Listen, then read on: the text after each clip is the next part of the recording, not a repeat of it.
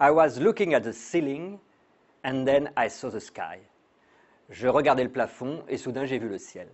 C'est le titre du spectacle qui est présenté actuellement au Châtelet, un opéra pop de John Adams qui part du tremblement de terre qui a eu lieu en 1994 à Los Angeles et qui est une œuvre assez originale parce que ce musicien qui vient un petit peu de l'école américaine minimaliste, répétitive, a voulu faire vraiment une œuvre pas loin de la comédie musicale. Il voulait que ça soit produit à Broadway.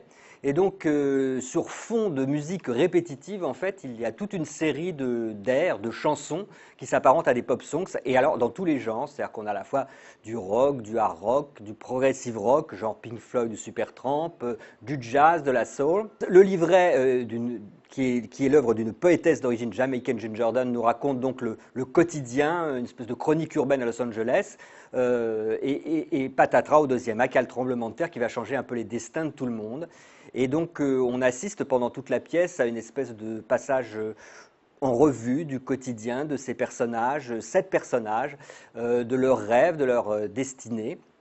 Et ces rêves, eh bien, le metteur en scène, Giorgio Barberio Corsetti, a décidé de les montrer. Il a fait une mise en rêve quelque part, en faisant appel à de jeunes vidéastes, et le résultat est absolument enchanteur. C'est des images de couleurs, des images avec des graffitis, avec des inserts de personnages. C'est à la fois parfois réaliste, parfois complètement onirique, et c'est très très beau.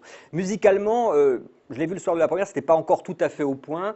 C'est difficile de faire à la fois du classique et du rock, aussi bien pour l'orchestre, hein, où il y a des synthés, des guitares, batteries, etc., que pour les chanteurs, qui sont des chanteurs lyriques, qui doivent chanter rock et lyrique en même temps.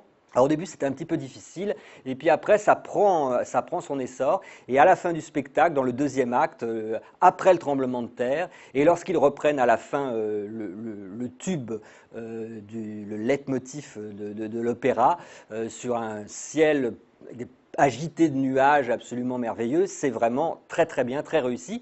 Et c'est un triomphe à la fin. C'est quand même un opéra étrange qui peut choquer les puristes, qui peut aussi un petit peu faire peur à des gens qui aiment bien le rock parce que c'est quand même de l'opéra. Et finalement, eh bien, au Châtelet, maintenant, on a vraiment un public pour ce genre de spectacle, ce spectacle crossover, à la fois pop et lyrique. C'est l'œuvre de John Adams qui date de 1995. Eh bien, elle vit bien et elle vaut le détour. Allez le voir parce que ça ne dure pas très longtemps. Donc, je vous conseille ce spectacle un peu hors norme.